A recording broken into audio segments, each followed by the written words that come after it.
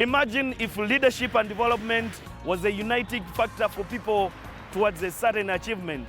When people set aside their political differences and affront a cause that will benefit everyone.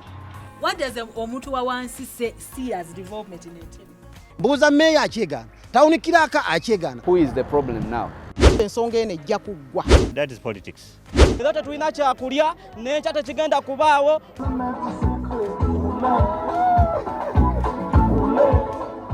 Ate ne President Museveni bannanga akyali baby. Join us every Saturday from 9 to 10 a.m. as we discuss matters in Entebbe, the first Uganda's colonial capital, and what it deserves. Well, thank you very much for joining us once again on this episode, and we are coming to you from the Media Lab headquarters here in Abaita Ababiri, Entebbe, we can say generally because that's what it's known to be. But of course, this time, we will be speaking matters, elections that have just been conducted in our neighborhood, the Kenyan side. And as we speak now, we know a lot is still being undertaken. The IEBC, the Independent and Electoral Boundaries Commission, is still doing its best to see that the best candidate from the election be announced for the Kenyan side. But we know a lot, especially what happens in Kenya really also reflects on us, Uganda as a country, as people are saying this has been the most credible, free and fair election. There is a lot that perhaps we should draw into as insights in understanding this conversation better. We are live on Nkumba Times, we are live on Entebbe Post, Media Lab. You can follow, click, like, comment in case you think there is something we should also follow up. But also on YouTube, subscribe, and we'll be getting all our updates wherever we come online here. This beautiful morning, I am joined by my co-host, that is Joanna Kello. She's a writer with Uganda Radio Network, who is going to look or draw insights in as far as how this conversation is going to run. But we know very well that the tie, the vibe for the country's top seat for the Kenyan side is between William Ruto and Raila Odinga. Wajakoya, Professor George Wajakoya, and also Waihiga Mwaure David are also in their own way of competition, but we'll look at the two who are taking one another. As we speak now, tallying is still ongoing, but I am joined by I normally like calling you my co-host, but now today you are like a guest, but you're still a co-host. Thank you for joining me this beautiful morning. Thank you, Ivan, and good morning. You have closely been following the elections in Kenya. We have seen what is trending on social media. Although people have not closely been following what IEBC has been tallying, but what media houses were doing. But basically people are saying this is a free, fair and credible election that has been conducted in Kenya without any violence, much registered apart from the minor incidences. What is your take on this election? I have been listening to many of the panelists. I would switch channels. I would switch channels, KTN, go to Citizen, go to K24, go to NTV Kenya, KBC, and you would... even our own here.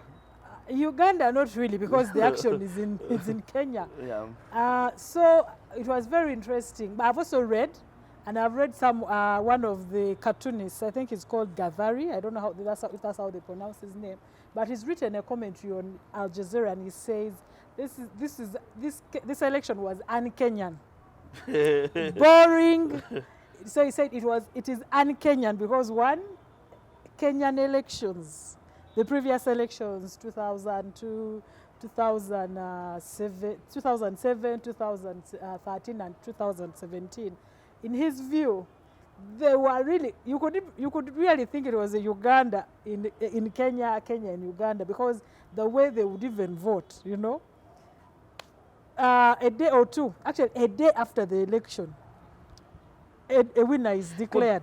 So in his view, it has been very boring. So why has it been boring? Because one, people lined up as usual, but they lined up, and by midday or so, most of them had stopped going to the polling stations. That's why you see the voter turn-up was less than 70%. Yet in previous times, before 2010, before that election violence, people would really turn up in big numbers. So they are thinking apathy, voter apathy has returned. Youths are no longer interested. So the way I saw it, it was very interesting, but what amused me was how Ugandans were very invested in the Kenyan election. You could think we also voted. We also voted. Because the number But we have of stake jokes, in the elections. the What happens in cartoons have Kenya? been very interesting. Of course. But you could, I mean, there was this interesting one where you had reports of the Kenyan police, Ugandan police, the army deploying on the borders, the Ugandan army deploying on the borders just to keep, the peace. And then people fleeing Kenya to come to Uganda, both Kenyans and Ugandans fleeing Kenya ahead of the election. So those are some of the things I saw, but it was very interesting. If I may ask you, Joanna Kelly, you covered our elections recently. Can you attribute this to the fact that Kenya has ever tasted the wrath of violence? When in 2017, when 2017 was fair, it was going to be 20, but 2007 I can say yes. 2007, when they 2008. lost over 1,000 people. Can you attribute this to the fact that they ever tested the wrath of violence? If it was to test them, it was the 2013 election and 2017, because I think they reached a point where they realized elections, they are very emotive. Everyone has emotions attached to an election. But there are fewer winners. There are more losers than winners. So every election cycle has taught them that elections are not a do or die. They never want to go back to what happened in 2007, 2008. Because sincerely, people dying. I've just been reading some social media comments, and people are saying an election without the presence of the military that can scare all people from voting. And seeing that to be free and fair, but basically what I want you to respond to is the absence of the uniforms in an electoral center or an election place where it's being conducted. Does it show that there was no presence of security? Is it what the public is trying to? I think what has happened, I think we need to realize the way countries, the behavior or the culture in countries. I have Nigerian friends who have come to Uganda and they say, there are so many guns on your streets. Then I wonder, what is he trying to say? It says, you have so many people in uniform. You see private guards with guns. You see policemen with guns with, their different uniform, the colors. Then you see the army with their different colors, with their guns. So in his view, he thinks the guns, the presence of guns and people in uniform is really, really it's very visible. But what I think for the Kenyan election, I even saw somewhere where a journalist or someone was saying that unlike in Uganda where the military and the police are outside the polling station, they saw in some polling stations in Kenya, the army and policemen were inside. But they were just there to keep the peace, to protect the But does that show you there was no deployment basically? No, you see the problem, people think that when someone is not in uniform, they're not a security officer. So maybe for Kenya, it's more, they're in plain clothes, you not know. And I think what was very interesting was where some voters, I think in Nairobi, arrested. They caused the arrest of some electoral officials. The ones who refused to announce the results. Then those they said had, come with ballot boxes that were not sealed.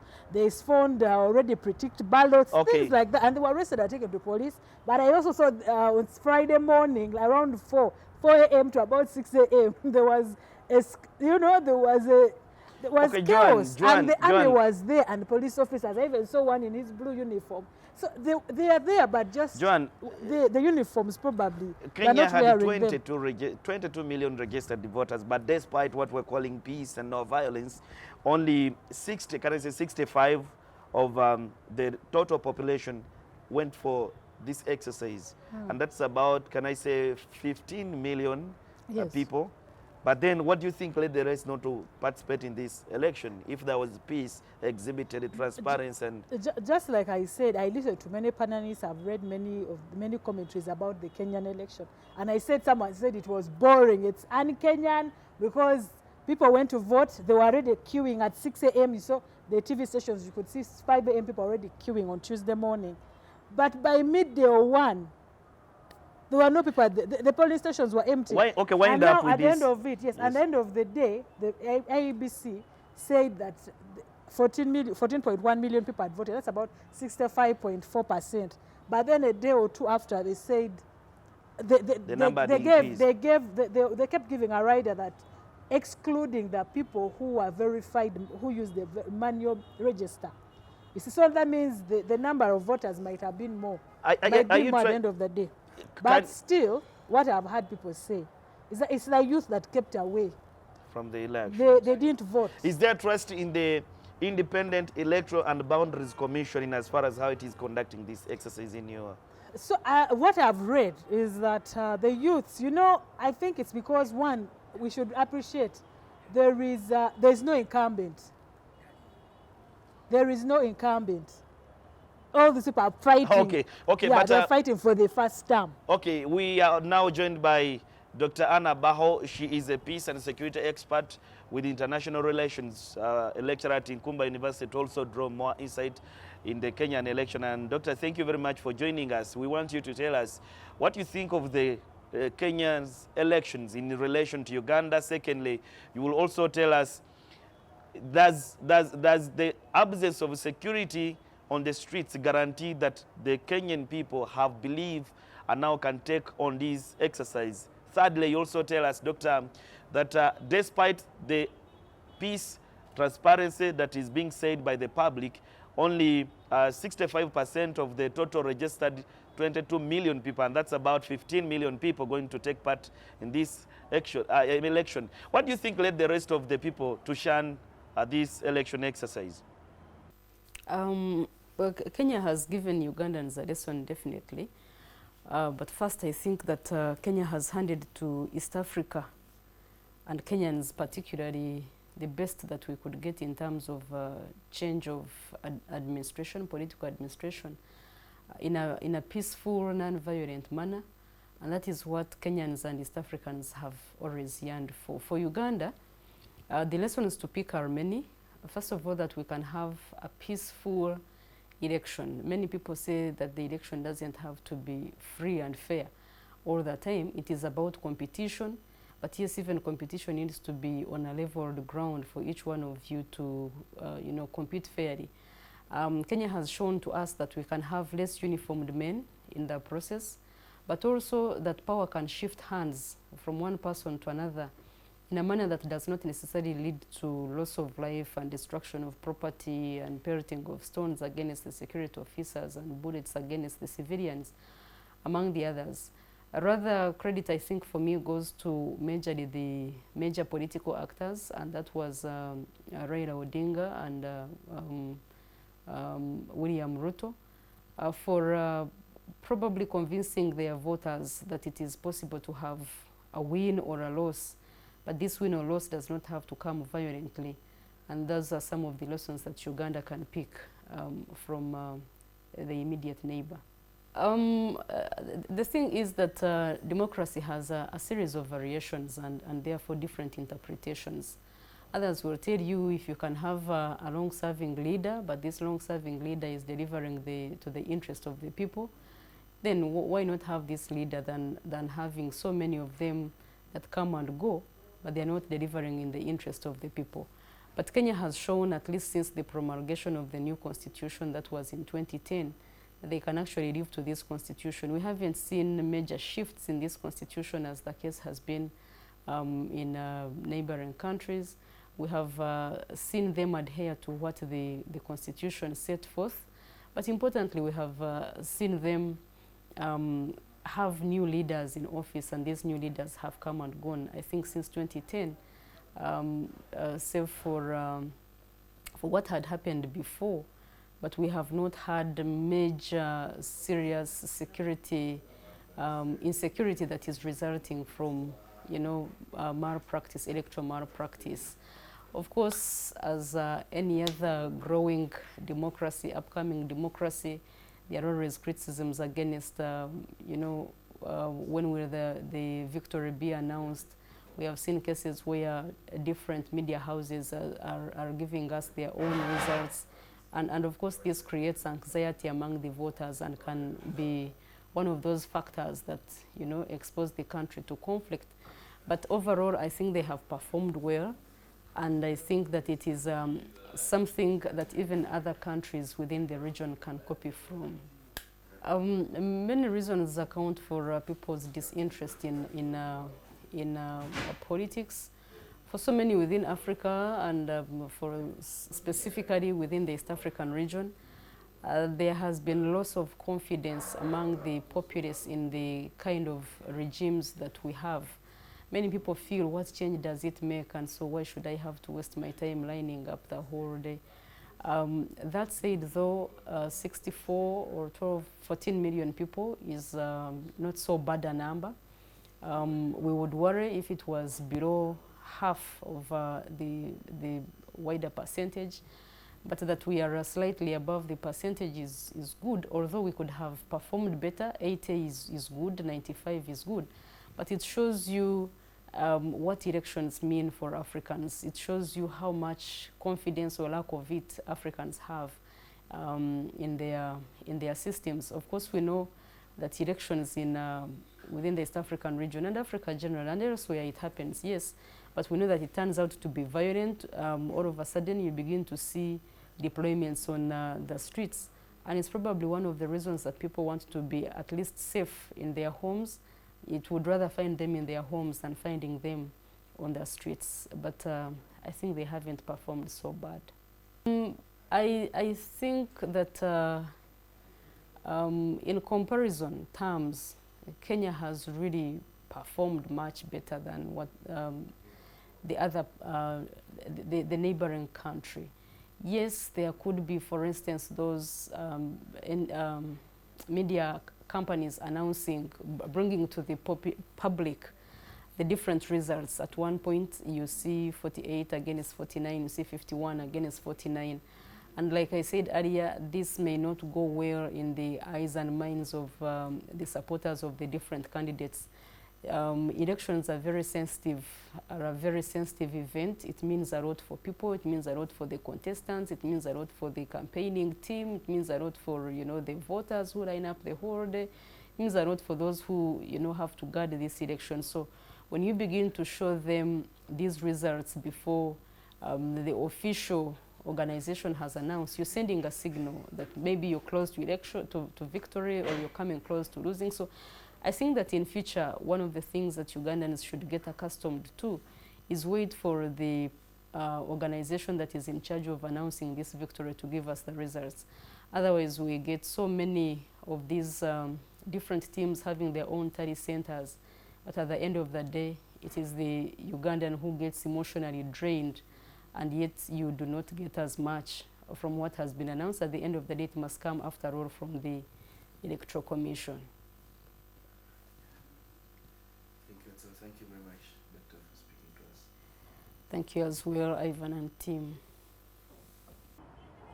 Well, thank you very much, Doctor. I think you've heard what the doctors said. Many things she's talked about, the turn-up, the voter turn-up. She's also talked about security, and she also talked about the fact that the Kenyans have tasted the wrath of violence, partly what we discussed at the introduction bit of our discussion. But I think before we respond to what she said, we go in for a quick, let's go in for a quick commercial break, and when we return, we will be reacting on what Doctor has said and relate it to what has happened to us here in Uganda, and we'll return shortly after this break. Entebbe, the land of freshness, fresh breeze, fresh water, fresh weather, and fresh foods. Entebbe is not just the gateway to Uganda, but also fresh foods supplied from 81 Sn1 islands in Lake Victoria. Fresh foods from the garden to Chitoro Market and straight to your home. Visit Chitoro Market in Entebbe, Uganda's first capital for all your fresh foods.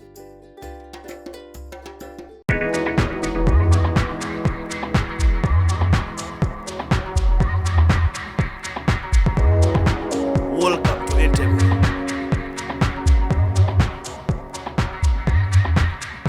Uganda's first colonial capital, the home of recreation and tourism.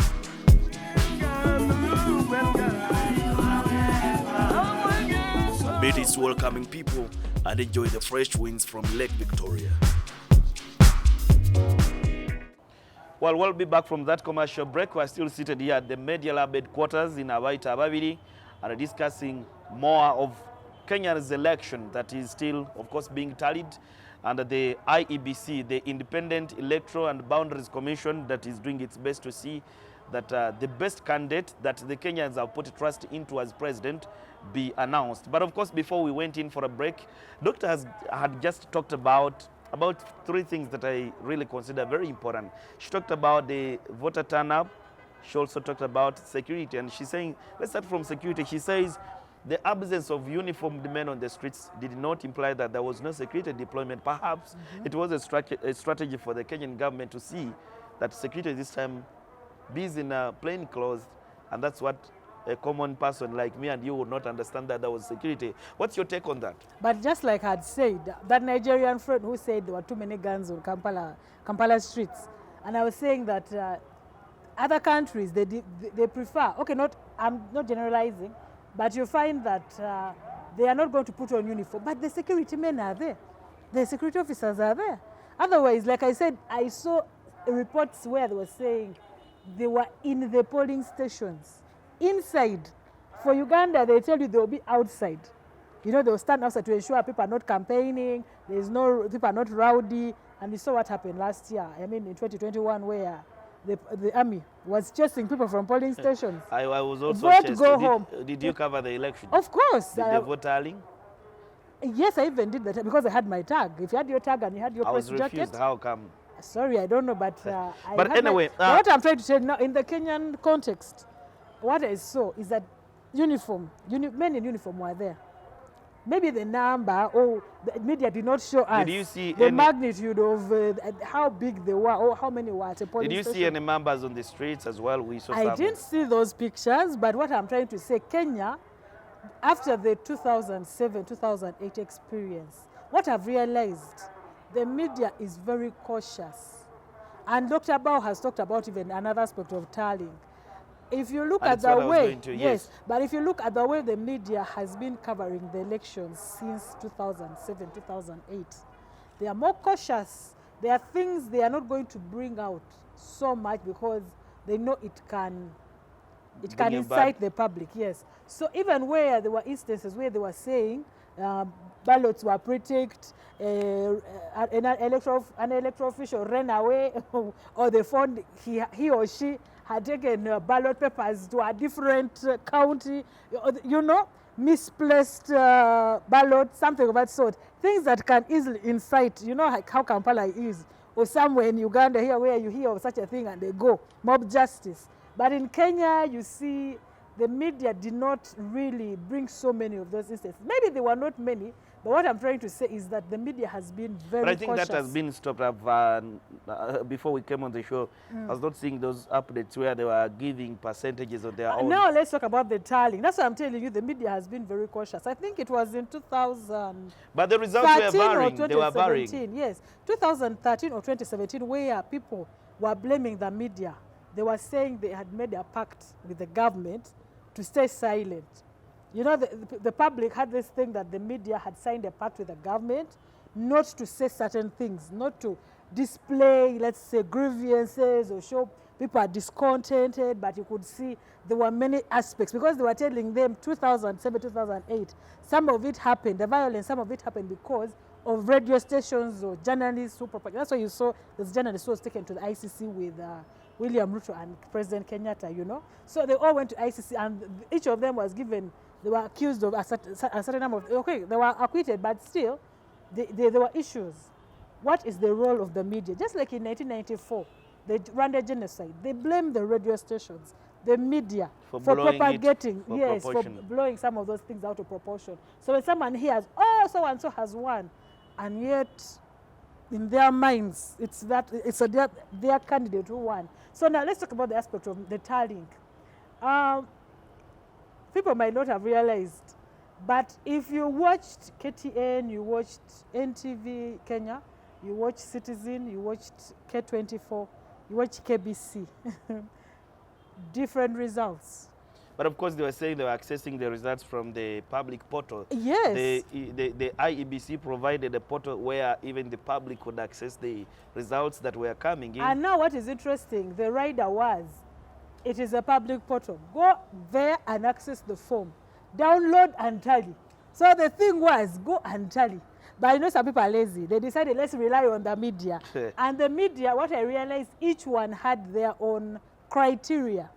There are those who, in my view, I saw downloaded forms, and they will tell you, out of the 46,229 polling stations, that is now, yes, the polling stations, we have downloaded 18,000. The 30 form for the declaration forms for 18,000 polling stations. Out of the what? 46,000.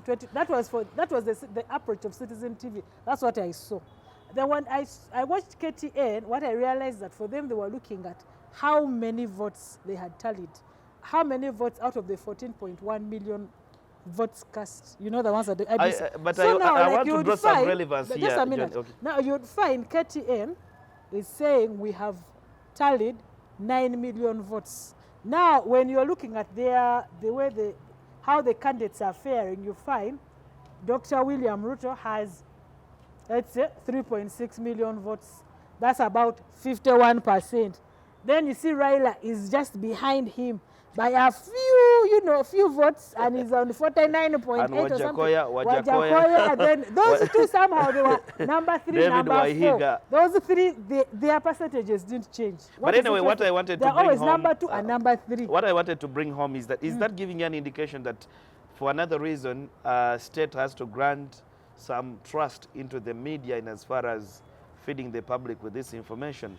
What Kenyan media are doing, I think, is something that has never been done here. But the media is also doing its best to read the information. You saw from the recent election, the media was questioning the Electoral Commission. Where are you getting the results, figures that you are tallying? And it's a question. Now let me answer you on that. When I looked at what KTN, Citizen, and I was waiting to what I was always waiting for was where they got those results from. And you'd find now, like for actually what I realized, people are depending now on Citizen. Because Citizen is underpainted, that had that blue and yellow map. I think most people saw it. Now, if you are not careful, you would not notice that just below that map and what they have put, they have put for you where their results have come from. Yes. So the different counties. So what was very interesting, by the way, was the results from the diaspora.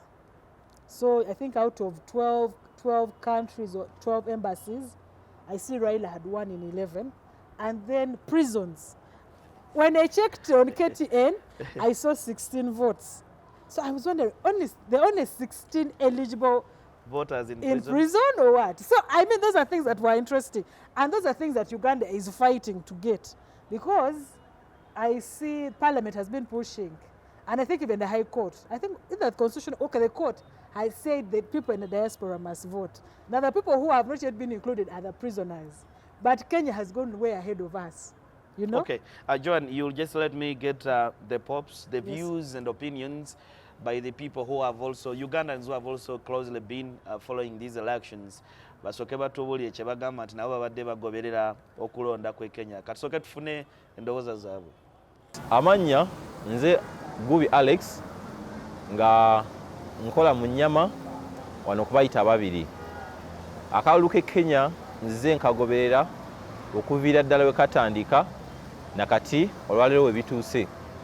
Wabula Kenya etulaze nti esajja kudde mu demokrasiya kubanga akalulu kano okuva we katandikira bakati we katuuse batulaze nti balina obwenkanya. Akalulu katambudde mu mirembe, tewali bitongole byakoyinda kugobaganya abantu abawadde eddembe lyabwe okukola byonna bye baagala mu exercise ebyokulonda era n'okuexercisinga rights zaabwe ez'enjawulo mu byobufuzi nga tewali abakubye ku mukono. Akalulu ke Kenya kyendabyewo ekisinze ku kye Uganda nti tekabaddeemu kulwanagana leikeko kalungi kabadde kaddembe tekalinga ake Uganda mubeera mutiyagaasi buli kaseera kulwanagana gundi bamusibye gundi bamukubye ekisinzeeko wa Kenya tekibaddeeyo nge Uganda bwe kyali. So akalulu ke Kenya nze kansanyusiza nnyo kuba kabadde kaddembe.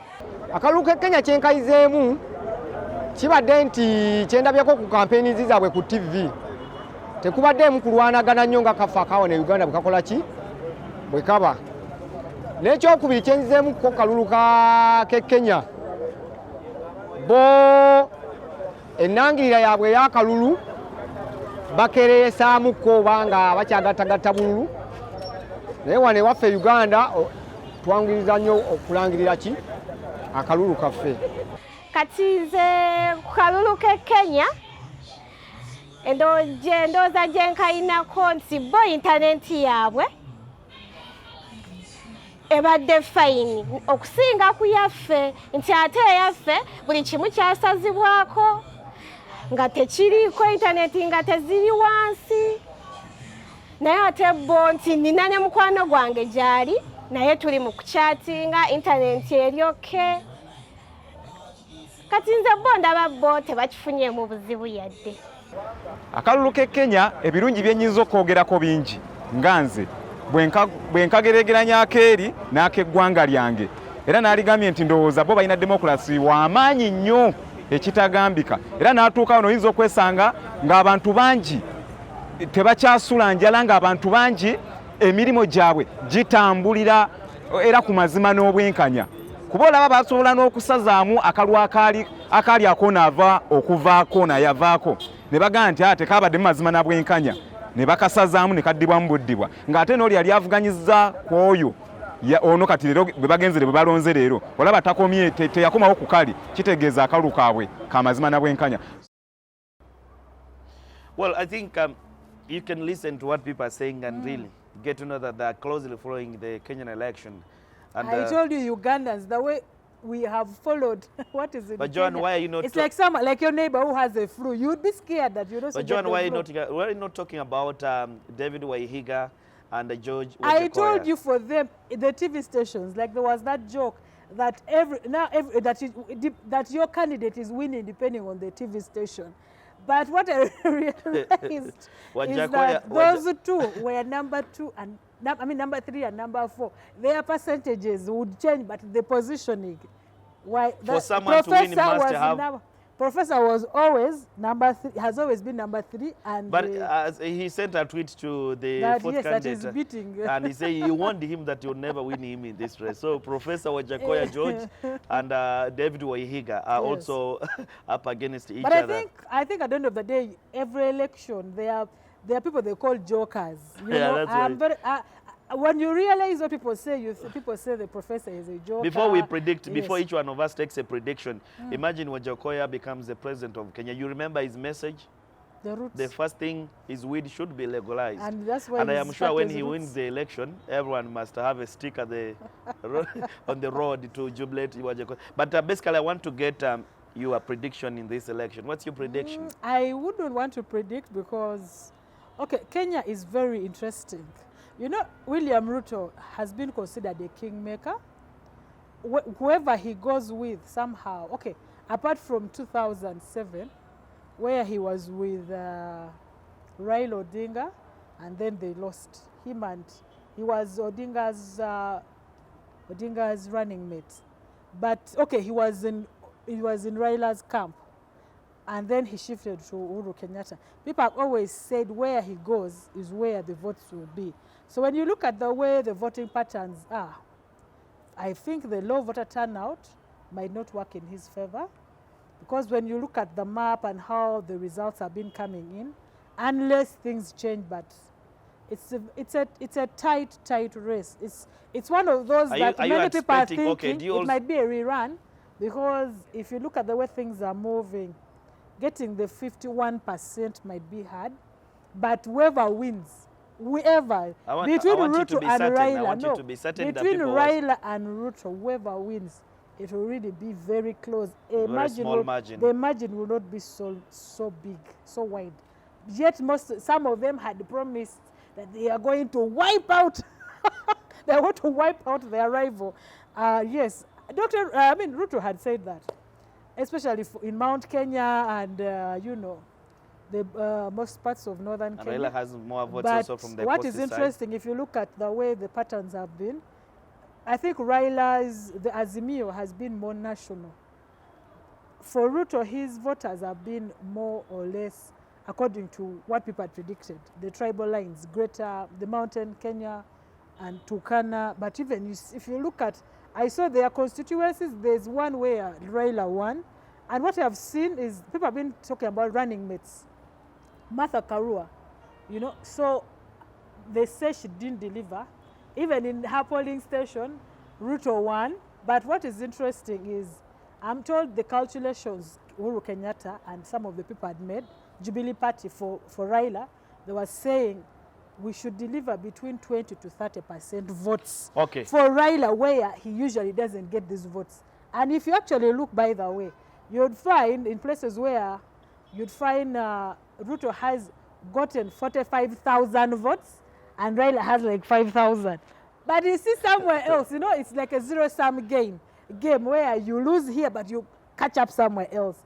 So it's very interesting. It's a very interesting election. Yeah. And I think my prediction will be that Raila will be the next president of Kenya. I will not justify the reasons given the fact that IEBC is still doing its worst. I don't want perhaps to guess right and people think I had a hand in the election. I don't want to do that, but I think Raila Odinga has to be, according to I'm saying me, has to be the next president. And the third person will remain for George Wajakoya. I mean, this is an election. I didn't know even the last position, the last positions also struggled for. You've seen how George Wajakoya and David Waihiga are also those ones, their positions are known. Well, it's been a good discussion here with Joan Akello, my co-host here, but discussing Kenyan's elections. Before we go, do you know how relaxed the outgoing president is? He is. He's somewhere. He's a man of peace. I have watched certain videos when he's walking on the street. I think he was missing that. No, I can say Kenyatta was missing. Missing what? Relaxation. Walking openly on the streets but and saying hi. That.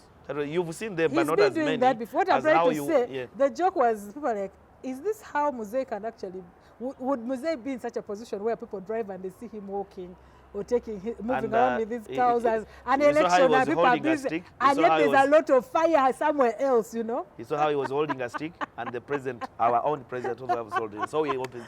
Well, it's been a nice discussion, both Entebbe Post, Media Lab, Nkumba Times, but we are drawing much more of what we think of the Kenyan elections.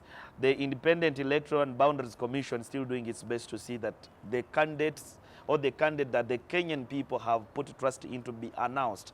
What we pray for is peace. Kenya has ever tested the wrath of violence. So I think this time they've ever tested. But sorry to cut you. You know, you reminded me, the media, about tallying and IEBC.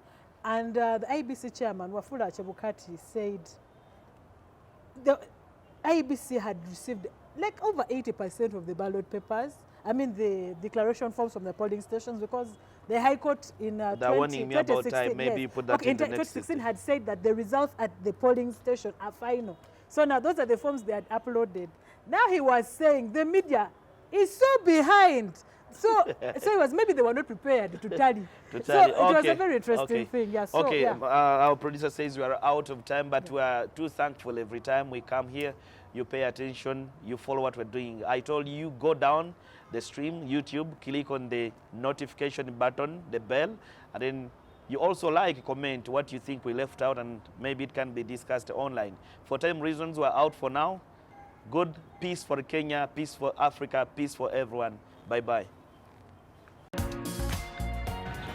Imagine if leadership and development was a uniting factor for people towards a certain achievement.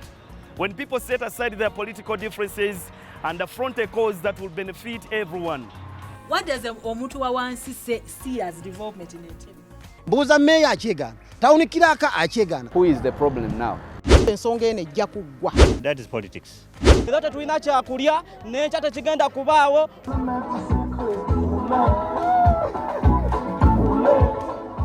Ate ne President Museveni bannanga akyali baby. Join us every Saturday from 9 to 10 a.m. as we discuss matters in Entebbe, the first Uganda's colonial capital, and what it deserves.